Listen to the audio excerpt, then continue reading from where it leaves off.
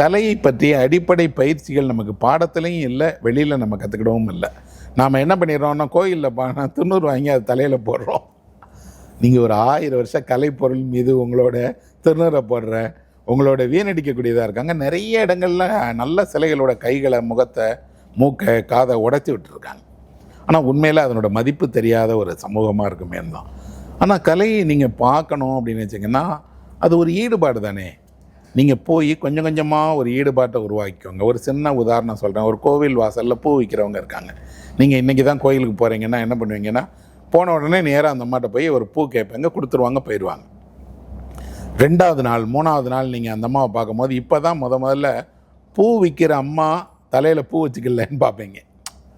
அதுக்கப்புறம் பூ விற்கிற அம்மா பச்சை கலரில் சேலை கட்டியிருக்குன்னு பார்ப்பீங்க. அப்புறம் பூ விற்கிற அம்மா தங்க நகையே அணியலைன்னு பார்ப்பீங்க. அந்த அம்மாவும் உங்களை பார்ப்பாங்க. எப்படின்னு சொன்னால், இவர் தினம் வராரு, இந்த பூ தான் சாமந்தி தான் வாங்குவார், இல்லை முல்லை தான் வாங்குவாருன்னு அவங்க உங்களை தெரிஞ்சுக்கிறாங்க. 4வது 5வது நாளில் நீங்கள் அதே அம்மாவை பார்த்தீங்கன்னா நீங்கள் கேட்கவே வேணாம், அந்த அம்மா எடுத்து கையில் கொடுப்பாங்க. நீங்கள் பணம் கூட பிற கொடுங்க சார் அப்படின்வாங்க. நீங்கள் போயிடலாம். பரிச்சயம் உருவாகுது. 10 நாள் தொடர்ந்து பார்த்துட்டிங்கன்னா அந்த அம்மா ஒரு வேளை இல்லாமல் வேற ஆள் இருந்தால் நீங்கள் போனோடனே அந்த அம்மாவை தான் முதல்ல பார்ப்பீங்க. யாரோ உட்காந்துருப்பாங்க, அம்மா இல்லையா அப்படின்னு. உங்களுக்கு பூ வேணுமா அம்மா வேணும் அப்படின்னா, இல்லைங்க 2 வேணும். அப்போது நீங்கள் என்ன பண்ணுவீங்கன்னா தொடர்பு பண்ணுவீங்க. இதே தான் ஒரு சிற்பத்துக்கு நடக்குது. கோவிலில் இருக்கக்கூடிய உங்களுக்கு பிடித்தமான ஒரு சிற்பத்தை உயிருள்ள ஆளை பார்க்குற மாதிரி தினமும் பாருங்கள். முதல் நாள் என்ன இருக்கும் அப்படின்னா சிற்பமாக இருக்கும். 2வது நாள், 3வது நாள், 4வது நாள், 5வது நாள் அது புன்னகிக்கிறது உங்களுக்கு தெரியும். நீங்கள் சிரித்தா அது பார்த்துட்ருக்குன்னு தெரியும். 10வது நாளைக்கு அப்புறம் நிஜமாக உயிருள்ள ஒரு ஆள் பார்க்குற மாதிரி அந்த சிலை உங்கள் கண்ணு முன்னாடி தத்ரூபமாக தெரிய ஆரம்பிக்கும். அப்போ தான் தெரியும் அந்த கை எந்த போஸ்டரில் இருக்குது, கால் எப்படி இருக்குது, சிரிப்பு உதட்டினுடைய எந்த இடத்துல இருக்குது அப்படின்னு. ஏன்னா ஒரு சிற்பம் அதனுடைய உன்னதத்திற்காக, கலை அழகிற்காக கொண்டாடப்படுங்கும் போது அதில் ஒரு சிறு பிசகு கூட கிடையாதுங்க. தமிழ்நாட்டில் செய்யப்பட்டிருக்கூடிய அதுவும் சோழ காலத்தினுடைய ஓவியங்களும் சரி, சிற்பங்கள்லேயும் சரி, அவ்வளோ அழகு இருக்குது.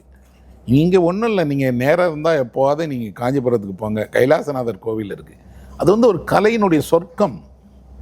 கங்கை கொண்ட சோழபுரத்துக்கு போங்க, அங்கே இருக்கக்கூடிய சிற்பங்களை பாருங்கள். அது தாராசுரத்தில், கங்கை கொண்ட சோழபுரத்தில் சோழர்களுடைய எல்லா கோவில்கள்லேயும் அவ்வளோ அழகழகான சிற்பங்கள் இருக்குது. தென்பகுதியில் இருக்கீங்களா நீங்கள், திருநெல்வேலியில் போங்க. திருநெல்வேலி நெல்லையப்பர் கோவிலுக்குள்ளாடி எவ்வளோ அழகழகான சிற்பங்கள் இருக்குது. பக்கத்திலேயே கிருஷ்ணாபுரம்னு ஒரு ஊர் இருக்குது. கிருஷ்ணாபுரத்தினுடைய சிற்பங்களுக்கெல்லாம் நிகரே இல்லை. புதுக்கோட்டையில் இருக்கீங்களா, ஆவுடையார் கோயிலுக்கு போங்க. ஆவுடையார் கோயிலை போல் உன்னதமான குதிரையை பார்க்கவே முடியாது.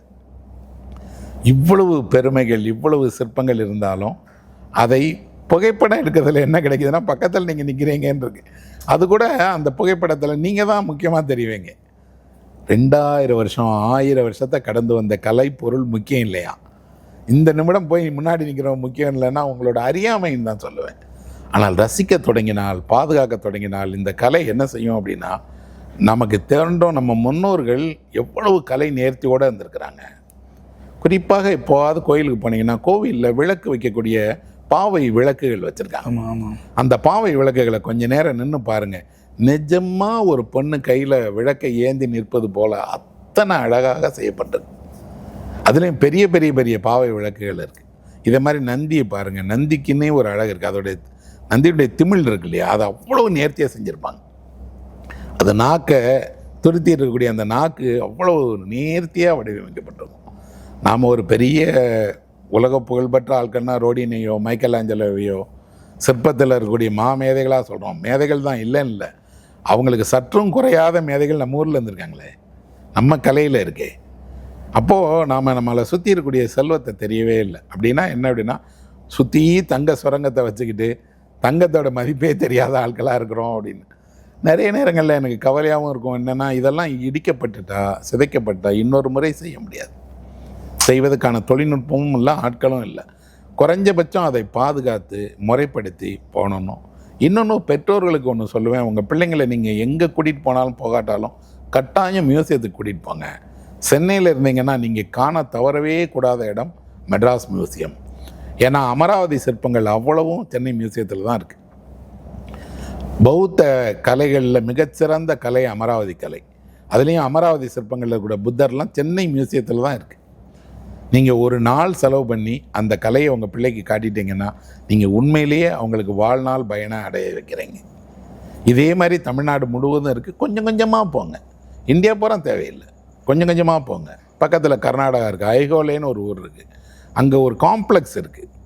சமண பௌத்த எல்லா கட்டிடக்கலைக்கும் இடம் இருக்குது. இல்லையா, அஜந்தா எல்லோராவுக்கு போங்க. அதுவும் எல்லோராலையும் அஜந்தாலையும் இருக்கக்கூடிய பேனல்ஸ், அங்கே இருக்கக்கூடிய ஸ்கல்ப்சர், அதனுடைய பிரம்மாண்டங்கள்லாம் பார்த்தீங்கன்னா அப்போ தெரியும் இந்தியா அப்படிங்கிறது எவ்வளவு பெரிய கலைகளோட நாடுன்னு. நான் சுற்றி அலைஞ்சு பார்த்துருக்கேன். பார்த்ததோட ஒவ்வொரு 10 ஆண்டுகளுக்கு பிறகு திரும்பி பார்க்கும் போதெல்லாம் மன வருத்தத்தோடு பார்க்குறேன், பாதி இல்லை, பாதி உடஞ்சிருச்சு. இப்போ ஓரளவுக்கு அகழ்வாய்வுத்துறை அதை பாதுகாத்துட்டு வராங்க, விழிப்புணர்வு இருக்குது. அதை பற்றி இன்னும் நிறைய எழுதப்படணும், புத்தகங்களாக எழுதப்பட்டிருக்கணும். இப்போ காஞ்சிபுரத்துக்கு போகிறாரு ஒருத்தர்னா அவர் கைலாசநாதர் கோயிலை பற்றி படிச்சுக்கிறதுக்கு இங்கிலீஷில் இருக்குது. தமிழில் எளிமையான முறையில் அது ஒரு குழந்தைகள் புரிஞ்சுக்கிற மாதிரியான புத்தகமாக இல்லை. அப்போ கலை வரலாறை பற்றின புத்தகமும் தேவை, விழிப்புணர்வும் தேவை, கூடுதலாக பயிற்சியும் தேவை.